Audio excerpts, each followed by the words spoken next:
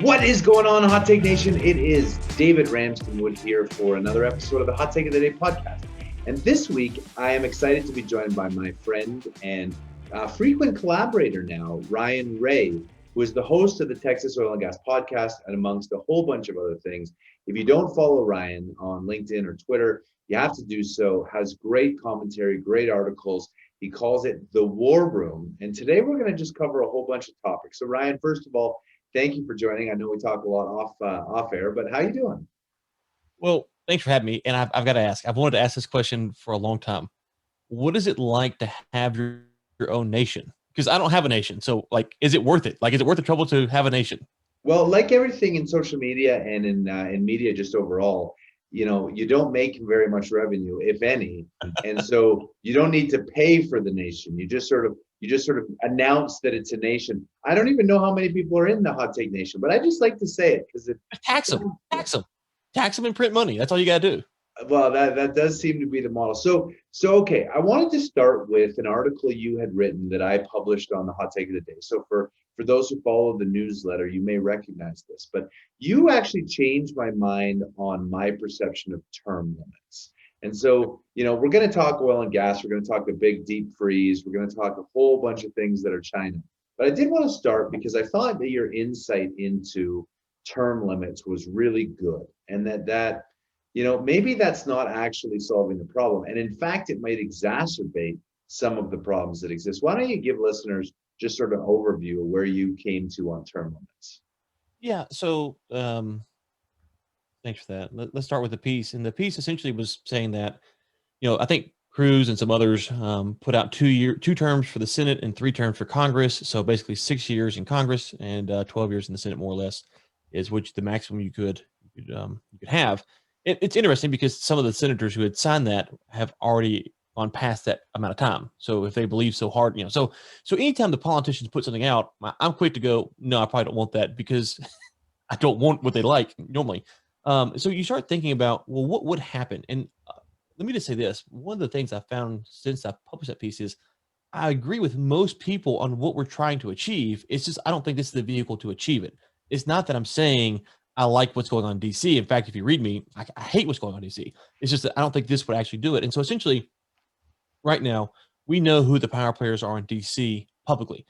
Ted Cruz, McConnell, Schumer, AOC, Pelosi. Yeah. Right. When you start to implement term limits, those people become kind of in and out, right? It's just, well, this guy's here for 6 years and then he's gone. Well, then who becomes power? It's not like the RNC and the DNC are actually going to go anywhere. They're there. They're stuck in the system. On top of that, the special interest groups, they're not going anywhere either. Do you think all of a sudden, because there's term limits, they're going to be like, oh, well, we're not going to figure out a way to get our agenda passed? And the final thing I didn't put in this piece, and I'll kind of leave it here and talk more about it, is there's this idea that the dirty money will get out of politics. And if we got the dirty money out of politics, that'd fix it. Well, if you look at the seats that flipped this past election in the House and Senate, except for, now in the House, I'm not talking about the ones where there was an empty seat and it flipped from R to D. I'm talking about the ones that there was an incumbent and he lost or she lost. Most of the times, the congressional winners that flipped a seat spent less money than the incumbent did. If you look at the Senate, the pattern is similar there too, except for 3 exceptions: 2 in Georgia and 1 in Arizona. Now, those were hugely high-profile races in which tons of outside money came in. But was that the reason the seats flipped? Well, in Arizona, I believe, and in one of the Georgia seats, those were short-term incumbents. They weren't long-term incumbents. And so I don't think this is a very much a clear-cut issue as far as getting money out, getting money in. I don't think that would do anything. And the final thing, just to kind of add to that point, is if we open it up, we said, okay, there's term limits, and so we're starting over fresh. And you had 100 people in the primaries for the Democrats and 100 people in the primaries for the Republicans. How many of your friends would read the platform for all 100? None. Right? None. Right. So it would be, so the RNC and the DNC would endorse a certain candidate or candidates. They would get the nod then, and those would probably be doctors and lawyers and rich people who could afford to run the campaign. So the average guy, the plumber who might do the right thing, he's going to risk his $60,000 a year salary to go put his life savings into a campaign, competing with doctors and lawyers who have influential people who will endorse them so that he can be in Congress for 6 years. Oh, by the way, you're hoping that those 6 years he does only the right thing. He never benefits himself, and he lost all kinds of revenue in the process. I don't think that's actually a viable step to get there. So that I'll stop there. Let you respond. No, and it's actually really interesting, to be honest, because and I had expressed sort of at the beginning of 2020, maybe late 2019, that I was considering doing something political. And I think that those who've seen me speak publicly or make ridiculous videos I put on LinkedIn wearing outfits, they know that I'm probably not electable. But even if we went past that and said, well, Donald Trump was electable as an unconventional person, you seem thoughtful, you put the points out there. But when I talk to someone who's very close to politics, I said, what you should probably do is you want to start with about $2 million, put in a whole bunch of your own money, and then that'll prove to people you really care. Mhm. And then using that money, you can start raising additional money. And so if you want to be governor of Colorado, roughly it's going to be maybe $8 to $10 million of investment. You put in your own money, and then maybe you win. And I said back, honest to goodness, if I'm going to invest $2 million of my own money to go be a politician, and I'm going to make $100,000 a year or whatever as my salary, I'm going to need some sort of 5 to 7 times ROI on my $2 million, which means I'm going to be in the pockets of somebody, because so our whole political system is based around money and access to money, and corporations give money, and then you run, and then you're in there. It's really problematic. And so you changed my view for what it was worth on term limits, because I really thought term limits might have solved the problem. But money in politics is the problem, and I don't know that solution. Well, What do you think? I'll say, so let me point out an example here. 2 examples. Let's take Nancy Pelosi and let's take Lindsey Graham. So Lindsey Graham lost despite the largest amount for a Senate race ever dumped into his opponent's coffers ever. And he still, Lindsey Graham won. He won, yeah. He thought he was going to lose, but then he won. But he won, and he was outspent by a large margin. Now, after the Capitol riots, Lindsey Graham gets on the Senate floor and he goes, I'm done with Donald Trump. I tried my best. I can't do it anymore. That was like a Tuesday, Wednesday, Thursday, whatever he did that speech. He goes to fly home, and at the airport, he is verbally assaulted by people saying, you're a traitor. We hate you. The next week, he was back like, Trump's not that bad. I've maybe overreacted. So Lindsey Graham is someone you can push left or right because he's a tool. He's a loser. He wants these things. And so he is going to be swayed by public sentiment. Take Nancy Pelosi. I'm not a Pelosi fan. I'm not a Graham fan either. She's very much the same way. She's very much wants to stay in power, wants to do this thing. She is the congresswoman for San Francisco. So if you're a staunch Republican right now, would you rather, how old is Pelosi, in her 70s? I think she's very late 70s or 80. But I will say, for her age, I don't like her politics, but boy, she looks good. Right? She looks unbelievable for 80. Who would San Francisco put forth as a congresswoman if it wasn't Nancy Pelosi today? So if she retired and we had term limits, so if you're concerned about progressive, or if you're progressive concerned about Republican, you have to understand that you will get more momentary type figures who are going to come in who might actually believe the things that they espouse. Like I think AOC believes a lot of things she espouses, and that's why she's critical of Biden and critical of Trump. She's obviously harder on Republicans, but I think she's a lot closer to someone that believes the things, and I think a lot of things she espouses are dangerous to our country. So Pelosi's terrible, but I'm not sure what we'd have in San Francisco if we didn't have it. So I'm not saying I want Pelosi, but I'm saying we have to understand, and I'm ultimately going to write this piece. I think people get mad. If you don't want people in Congress doing what they do, there's a real simple solution. You vote them out. But you know what happens when I've never voted for Trump. I don't know the last time I voted for a Republican president. I used to vote Republican. I'm a libertarian now. I didn't vote for Trump. I voted for myself last time, just so everyone knows. I voted for me. I voted for myself. And that's awesome. I voted for myself. You have more presidential votes than I've ever had. Yes, please call me presidential candidate from now on. But here's the thing. When I would tell people, well, don't vote for Trump, because I know a lot of people, my friends, they don't like Trump, but the guy's better than the other Biden. It's like, okay, if we keep saying we can't vote D because that's so bad, we can't vote Libertarian because the Democrat's so bad, we can't vote Republican because keep saying that, we're never going to fix this problem. I'm not saying that the Libertarian, the Green, or the Independent Party is the solution. What I am telling you, though, is if we rolled out in the midterms and 7% of Congress went to independent parties, things would change in D.C. because they'd go, oh my gosh, whoa, what is going on here? Now, there'd be panels, investigations, voter fraud accusations, and all this other crazy stuff. But the corporate elite would realize that the populace has had enough of it. we don't have the stomach to go through the hardship to fix the problem. So you have Lindsey Graham in Congress who can flip flop weekly because we don't like to take responsibility. Right. When we realize that they are corrupt people because we allow them to be, then we can actually do something about it. Well, it is interesting. I mean, there's so much, but one of the things that's really hit me hard in February, and I know you and I talk about this as well, and so we're going to pivot a little bit and talk about the Texas storms. You were impacted, and I bet it wasn't a lot of fun. So we're going to talk about like the assurance of power. But one of the things that I was thinking about is like no one is having an uncomfortable conversation in politics because they're too afraid to be voted out. And so, there's this narrative that's like, well, all oil and gas people said the wind failed and all wind people said the oil and gas failed. And the truth is somewhere in the middle. But what's worse is the Democratic Party, for all intents and purposes, ran on a platform that climate change is the existential threat. And Larry Fink, an unelected figure who runs BlackRock and has massive trillions of dollars under management, has also elevated it. But in my list of things I'm concerned about, climate change is about 85, if not 100. But the entire party, the entire election was built on what are we going to do to solve this existential threat? But we didn't talk about unemployment. We didn't talk about healthcare. We didn't talk about access to vaccines. We didn't talk about homelessness. We didn't talk about education. We didn't talk about the gap that's coming from our kids who haven't been in school for a year. So all the real problems that our society faces, that if you took a libertarian and a Democrat and a Republican and sat them in a room together and had a real conversation with give and take and nuance, I bet you could solve some of these problems. But instead, we're talking about an existential threat that's 60 years in the future. And February hit me hard. So I want your reaction to that. And then I also want you to just tell the story of your impact of the Texas storms and if there were surprises or how people are feeling in Texas about it and everything.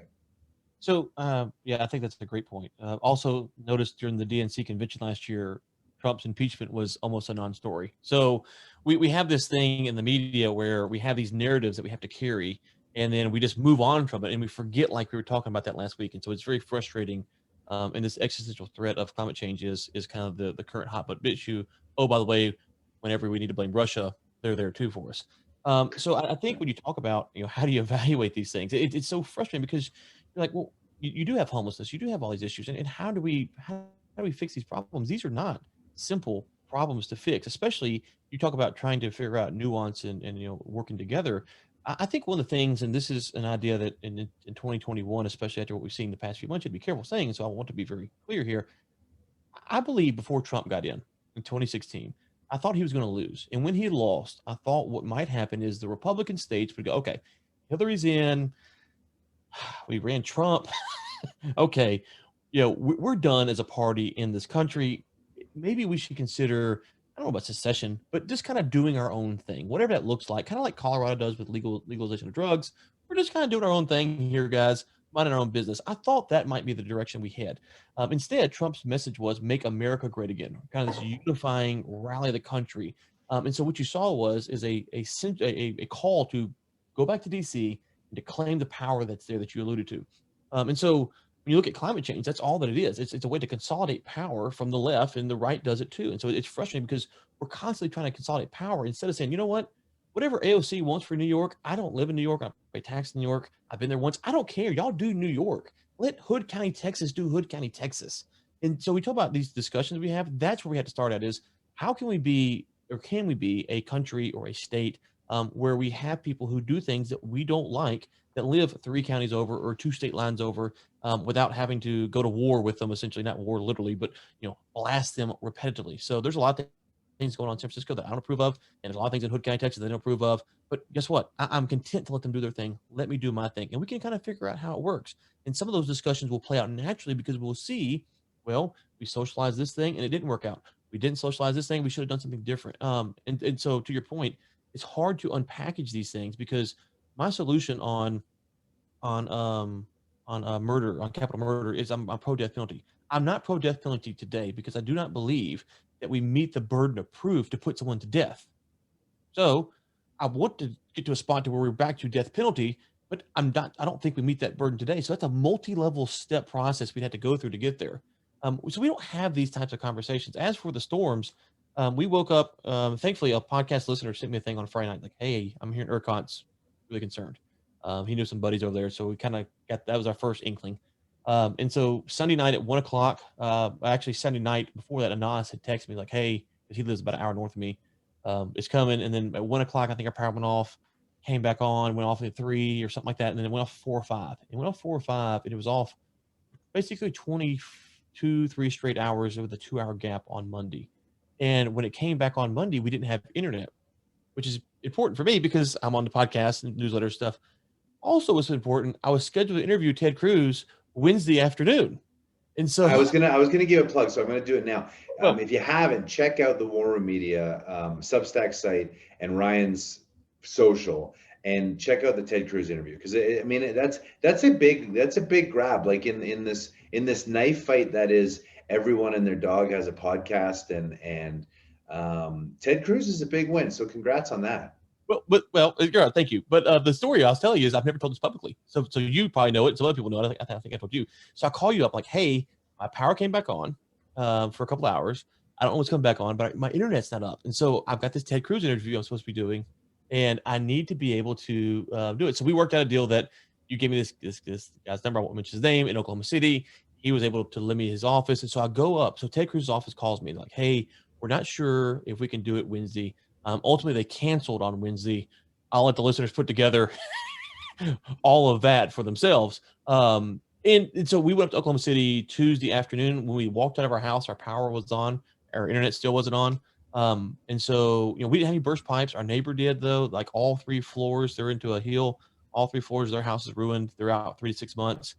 We had folks in our neighborhood who don't have oxygen and stuff like that. We were really, really, really lucky as far as the damage and stuff goes. No major damage. But and as far as your question about how Texans feel, the thing that I've been trying to put out there, and I'm curious your thoughts on this, is there's a lot of questions to ask about the grid. I'm not a grid expert.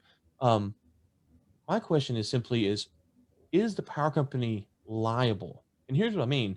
I have a house that was built in 1991, I think. I don't have a generator, which I'm fine with. I understand that storms will happen. It will blow things over, and that's the act of God. I'm cool with that. I wasn't under the impression that they could willfully turn the power off because they weren't doing their job. And to me, that's a separate category. Maybe not, but is the power company liable? And if so, that changes the dynamic. So we can talk about wind or solar or nuclear, but if they're not liable, then you're never going to get any results. But are they liable? And I don't have an answer to that question, but it's one that doesn't get a lot of traction. I'm curious, how do you parse that out?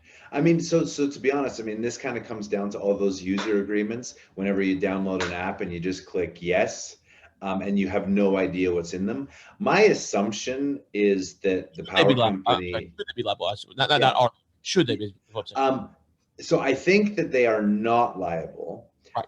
I think that the question around should they be has so much nuance, right? Because this was sort of a hurricane, and like in Florida or in Costa Rica, or pick your place, when a hurricane goes through, you expect power is going to be down, you try and get it back on as quickly as possible. So there was a 3-day period there. There were a lot of contributing factors. Like I read this morning that the RRC commissioner, Christy, what's her last name? Craddock. Yeah, Christy Craddock said that the RRC was not aware that oil and gas could be classed critical infrastructure. And so when ERCOT shut down some of the power, the ESPs and saltwater disposal pumps were also shut down. And so therefore, and LACT units, same thing. So then you couldn't put oil on the pipe. So then your tanks get full. So then the well is shut down. Then the temperatures dropped. Then ice occurred. They couldn't bring it on. And so there was a huge incremental to the fact that you don't have heat tracing because the weather's not good. ERCOT, like I got an operator, and they'll remain nameless, but I always appreciate the Hot Take Nation reaching out and sharing stories like this. But that north of 250 million cubic feet a day shut in on Saturday because ERCOT shut in their 5 most important saltwater disposal wells in the ESPs. And it wasn't until Tuesday that ERCOT realized that they had shut down the wrong things. They brought the power back to those facilities, and natural gas came up, and we were down roughly 10 BCF a day in Texas. So there was so many moving parts. I have a hard time with liability. What I do think is that on a problem-solving basis go forward, the 2 things that need to be chatted about is, number one, yes, wind performed similar to expectations, but out of 28,000 megawatts installed, 7,000 was the peak production because the wind wasn't blowing when we needed power, which means we needed 100% backup for that. But we've been decommissioning coal plants, which can provide the base load for that. So I think that's number one.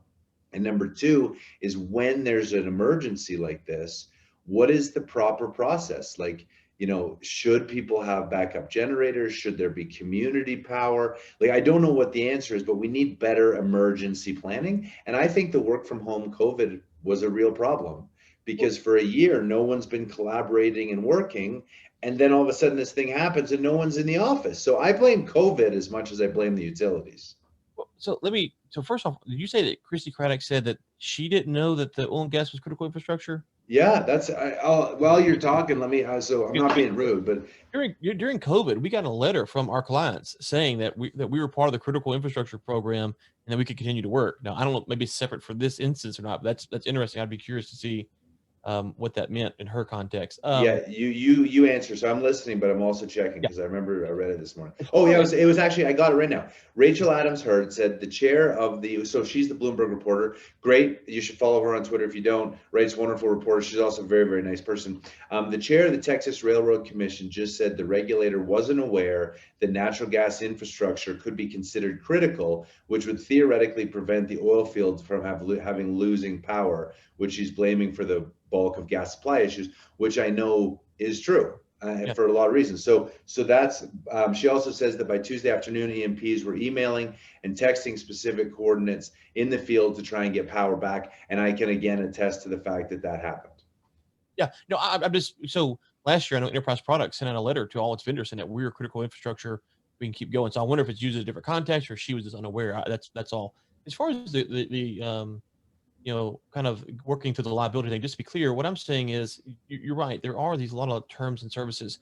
That's part of the problem with a lot of things, not just in this case. A lot of things is, when we look at when someone causes damages, they are liable. So the question is the power company responsible on some degree to either inform you with a reasonable amount of, a tornado can blow through, I get that, but hurricanes coming, hey, power's gonna be out, storms coming, power's gonna be out. Is there some kind of information that they should be passing out, disseminating to the public, or should they say when you buy, before we hook up to your power at your house, just so you know, if we hook your power up, we're not obligated to serve you power.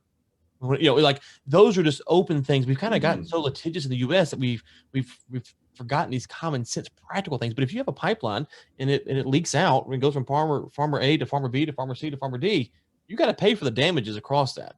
So people have their homes ruined, insurance costs will go up because the power company didn't make this choice. And so why do I got to bear the burden of the higher insurance costs and the higher power costs when I had nothing to do with it? So that's kind of that.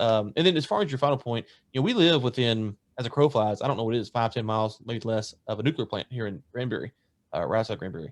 I for so long, especially when talking to emerging markets, I always encourage them to think about energy, be energy agnostic, think about it locally, especially a lot of their grids aren't developed. They don't have a lot of demand. So don't go in here thinking, hey, we want to do this or that. It's like, well, what works for this small area? And I wonder, in the US, how do we have the conversation about, okay, this is how we built the grid, but this is how we need to make a new grid? Or, so can we fix it? Or do we need to make power more localized and to prevent some of these problems? And again, I'm not a grid expert. It's just questions I like to ask. Well, and again, I think this comes to our overall theme of politics is, one of the reasons I love the podcast format is because it's an hour long form conversation. And typically, even if you don't, like if the guest is totally on the other side of the page from you, in long form conversation, you're going to have dialogue and you're going to find the gaps and the nuance. Grid is a perfect example, and not to plug yet another podcast, although if you're very interested in the electrical grid, Robert Bryce, who wrote the book A Question of Power, has a podcast called the Power Hungry Podcast. And I recently did a post on LinkedIn talking about Kauai's electrical co-op. And again, Hawaii, isolated island, no natural gas, and any diesel has to be imported by ship. And so to look at what they do on their power and their trade-offs and their grid and their building and the challenges with building wind farms for view sheds and transmission, it's a really good holistic chat. And I don't know what the answer is, but we need politicians to talk about that, because I bet when your house was cold and your pipes were potentially bursting and you had no internet to do your job, I bet you were more concerned about when your power is going to come off than feeling really excited that the CO2 footprint of the Texas power grid was much reduced during those 3 days. You have misread me, sir. I've got my Bible right here.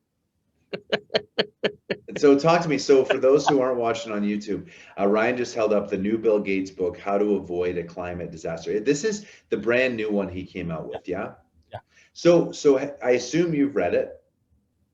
Just started reading it. Okay. I did during this lockdown, but I am reading it. And go ahead, I'll ask you. I'd love to hear. Well, what's your initial feedback? Well, he wants to get to 0 carbon greenhouse emissions. 0. That's what he says. Which is stunning. But on page 11, I won't read this to you, but essentially he talks about on page 11 how he kind of is building up the story about how he's concerned about this issue. It wasn't really his issue. He kind of slowly moved to it. And then he talks about basically working with the governments to ensure that they're going to fund energy research. And oh, by the way, he calls his boys, and guess what? They're ready to back these long-term projects. And it's a stunning way to put this, where you see that big business and government interests overlap, and all of a sudden they have narrative, right? And so it's like, well, who's going to argue with Bill Gates and all these cronies and all these world leaders? They're all in each other's pockets. So whatever you think about climate change, you're battling that type of narrative, and that's tough. Now, he doesn't say it like I've said it, but if you just read it, it's right there on the pages. Hey, we needed governments to make sure that they're going to fund the research. They agreed. My buddies agreed to do this. It's like, I'm willing to put a podcast if the government will put more money into it.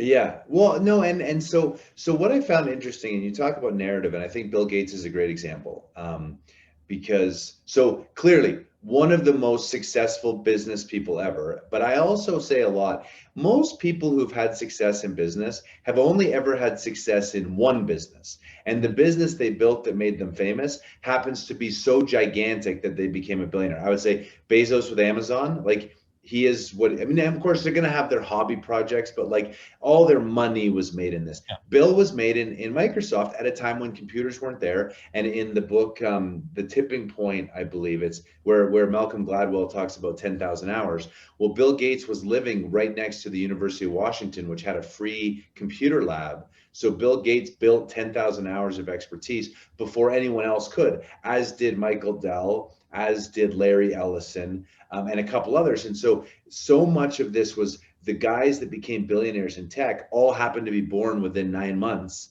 because they all happened to be 18 or 16 at the time when this became available. They got their 10,000 hours first, and boom, that's what you have. The reason I raise all this in this backwards way is when I was weighing in on the coronavirus in March, and I am an engineer and a statistician, and I read a lot, I'm not an epidemiologist. And so every time I said something that was counter the narrative that someone disliked, they said, "You are not an epidemiologist, you shut up." But yet Bill Gates, who was advocating for a lot of the things that we did, is also not an epidemiologist. And they say, yeah, but he's very, very smart and very, very rich, and he writes books and he's studied the pandemic. So he's an expert, but you're not, which I find fascinating, because he is weighing in on these massive issues and bringing government funding and, putting out Bill's Brain, which is actually a great 3-part series. But it's interesting when you look behind the curtain. What do you think about all that? Well, it's, so I won't plug another podcast, but I will say, I'm on the record publicly on my thoughts. I was recording a podcast with a friend, and I talked about Bill Gates and how the fact that his fund would be, this is before we shut down here in the US, about how his fund, he's in the business of promoting this stuff. This is what he does. I don't care how much money he's got. He wants more money. So who doesn't want more money? But the other thing I said, and so the only thing that you could, if you go back and listen to this particular show, and again, if someone wants to reach out, I'll send it to you. This was on March 2nd. The only thing I would correct, and I corrected it by the time we locked down, because I can tell you about private conversations I had, was I said, I'm not scared of the coronavirus. And the only people I was worried about was my kids, because at the time they're like, the kids.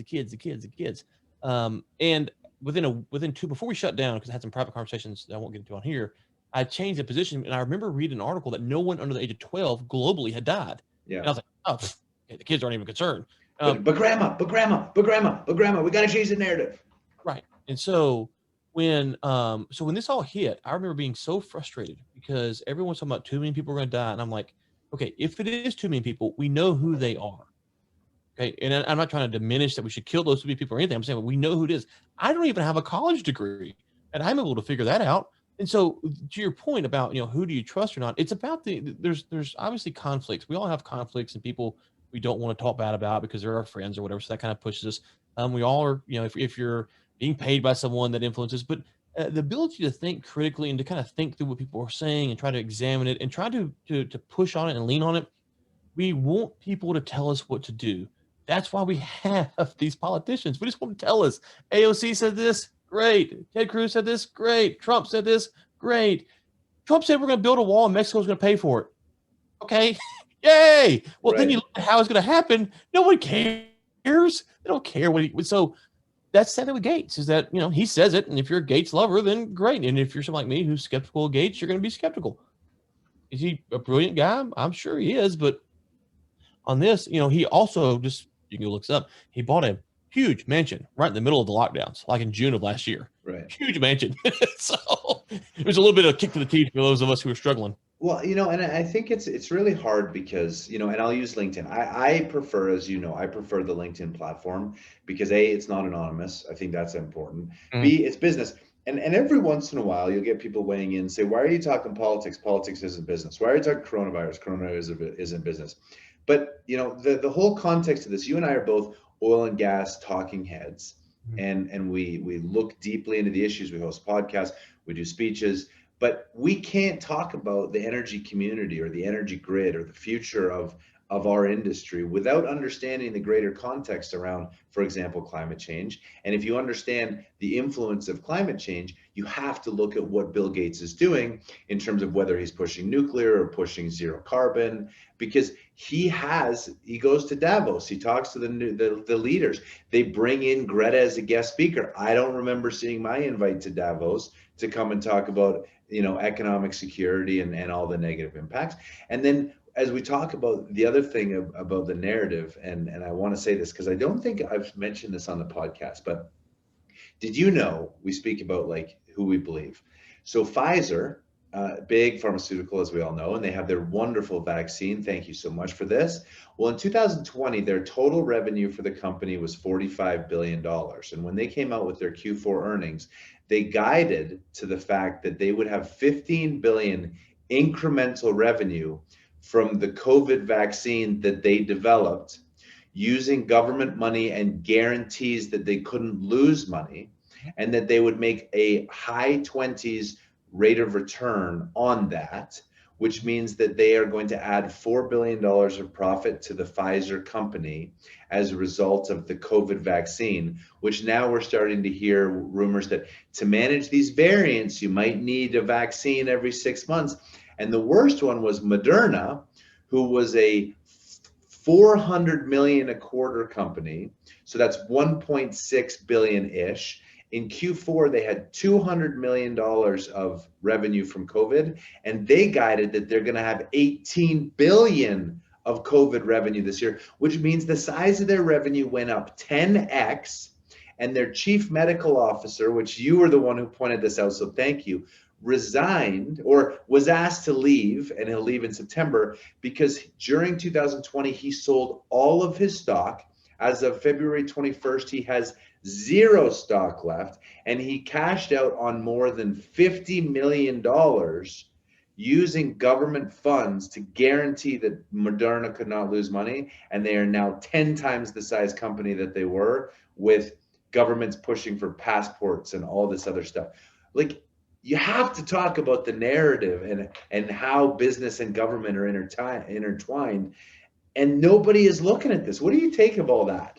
Oh, by the way, he's a chief medical officer who's going to save all of our lives. So he's got to be the most valuable man in the world, right?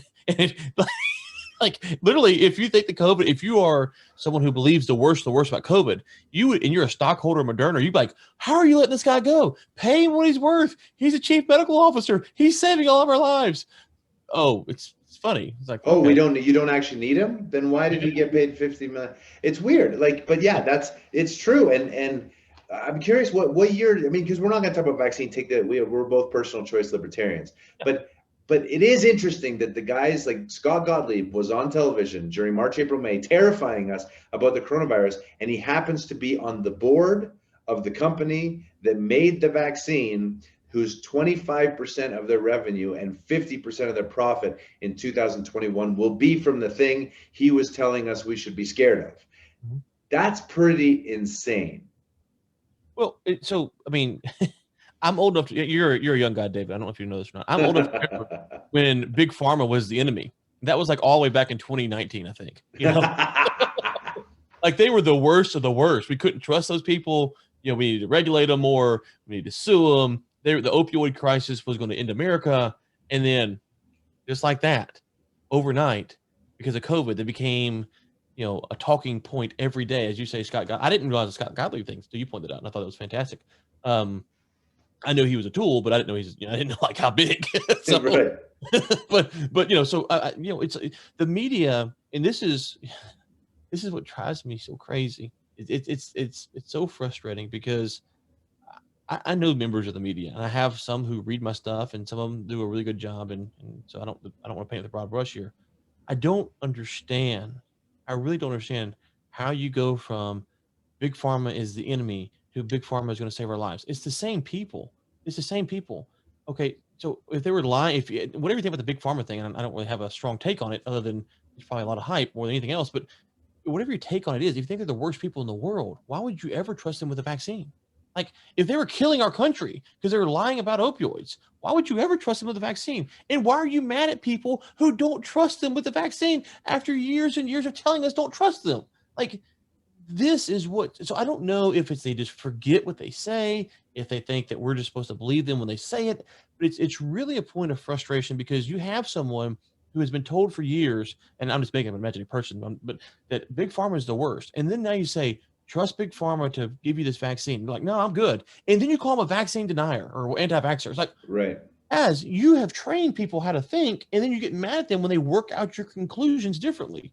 And so to your point about being principled and libertarian, I think most people, sadly, and we don't have time. We're so busy. We can't have principles on every issue. And so we look to people like Bill Gates, like DRW, like whomever, and we get our opinions from them, and we try to hold on to that and juxtapose that with other positions. And we find ourselves in these tough spots because we don't know how to think about, is Big Pharma really good or bad?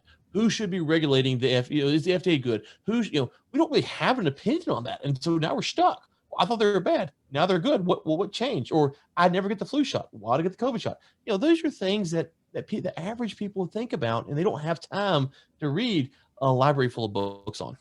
Well, and so I think, and again, we'll close it. We'll close it here because I want you to tell listeners about the Oil and Gas podcast. But then I also want to, something you and I have talked about is I think that because the media narrative, like CNN pushes this, Fox pushes that, etc., but there's no independent thought. They're being told what to say, or they're hiring people that are going to say exactly what they're going to say. And the podcast world and the radio world, Rush Limbaugh, who obviously died but was one of the leaders of this, they're going to say things, and you start to trust the personality as opposed to the organization. And so I'm curious how you think about that with the Texas Oil and Gas podcast, which you've had for a very long time, very successful podcast in the oil and gas space, one of the first, huge listenership. Talk to me about how you do that and talk about the issues and engage with people, and whether this is something that's going to continue, or do we see podcasting morph in the future?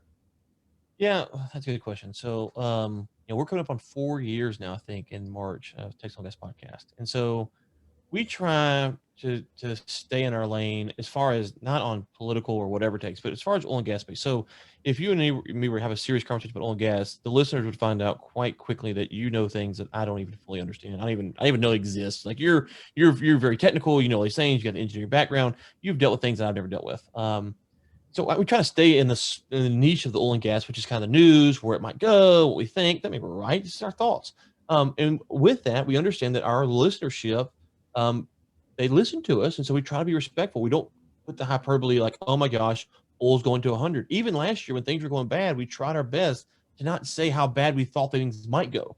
because we didn't want people to quit their job and all of a sudden we were wrong. And so I'm not trying to say we're perfect about this or any of this, but it's just kind of how we think about it. Like, okay, like right now, I think the price is a little bit overinflated. We'll talk about that some. I don't get on there and just pound it every single week because people who have jobs, they have wives, they have kids or husbands or whatever, they're making decisions. And maybe if my decision is influencing them, I want to try to be respectful of that as possible. So that's how we handle the Text on Guest podcast. As far as where it goes, I think, we've done it for free for years, and we're trying to roll in a little bit of ads now. We'll see how that goes. Um, it's tough because from the listener's perspective, I have a lot of shows that I listen to that I don't pay, I don't support, and that's how our listeners are too, right? They have a lot of shows that they listen to that don't pay and support. So, do you go to the listener and say, "Hey, we want you to pay, we want you to support," or do you go out and try to get people to pay you? I can just tell you.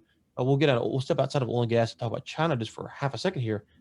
If your China takes are not approved and they get enough traction, China will put people to make sure that you don't get endorsements, right? So in the oil and gas, we can see that can play out as well, right? So you're gonna be dependent on Bob's Field Service, this type of group, and they're nothing. Listen, I love those people, love those companies, great for them, but you're limited, and you're limited about how you can talk about the industry because let's be honest here. What's the last thing you want to say if you've got a frac crew, sponsor podcast? Fracking business is dead. You don't want to say that. This is your sponsor. You're trying to bring him in business. So the consumer and the media company has to figure out how do you merge between bringing in revenue, paying the bills. This is not, it's not cheap to do this stuff. And try to be honest as you can. And so I try to have multiple platforms. I talk about issues a little bit differently. And you can kind of hear me nuance it. And then if you follow me everywhere, which you shouldn't, that's not healthy. But if you were to, you might have a good cohesive perspective of what I'm saying by trying to be respectful to each audience as I believe that they will want to hear me say stuff. I hope that makes sense. Yeah, no, it totally does. And I do think that what you raised was, and I think everyone should think about beyond just you and me doing podcasts is advertisers. You have to understand that the people who pay to support the content that you get for free, you then therefore get the content that is sort of viewed by the advertisers. And then there's the subscription model, which I did find interesting that Twitter's now talking about like a tipping model, or like there's going to be certain tweeters, but we have become so addicted to free content. And in fact, Google built one of the largest companies in the world because their search engine pulls out free content. And if it's not free, how many times do you read Bloomberg and be like, yeah, I really like him, but I'm not going to pay? And so we have this balance, but we will continue this conversation. For listeners who are listening now, Ryan and I have talked about doing less of a podcast format, but maybe a once a week live sort of radio chat, maybe with some call in, maybe with some topics, but just to be able to engage people on topics of the day, interesting topics. He and I are obviously collaborating with our Wald Wednesdays, which goes out on both his and my newsletter. We're collaborating on our Flamethrower Friday with Mark Rossano. And so trying to figure out how to bring the best content to people from trusted voices, and obviously trying to figure the model out. So Ryan Ray, so appreciated having you on the show. I always enjoy our chats both online and offline, and I look forward to our next one. So thanks for joining. Likewise, and I'll just leave with this is that, I remember last year when you were calling for everyone to shut in production.